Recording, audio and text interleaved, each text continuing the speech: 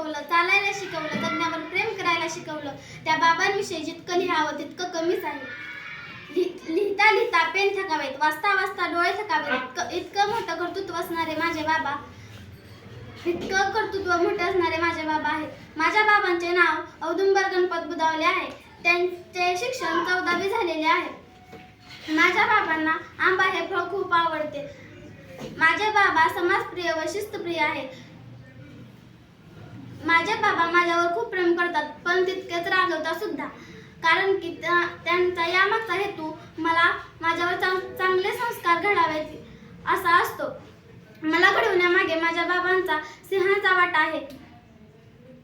माझे बाबा मला नेहमी हेच सांगतात, जरी तुझ्या आसपासचे न दिवे तुझी मशाल तूच बनून जा. तुला कशाला हवी परंपरा, तुझी परंपरा तूच बनून जा.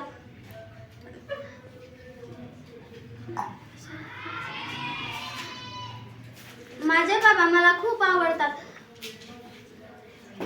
बाबांविषयी कुठेच फारसं बोललं जात नाही. आयुष्याच्या शिदोरीची सोय करणारा बापच आम्ही किती सहज विसरून जातो. शेवटी जाता जाता एवढेच म्हणते की जरी आई असेल फूल तर बाबा असतील त्यातला सुगंध. जरी आई असेल फूल तर बाबा असतील त्यातला सुगंध.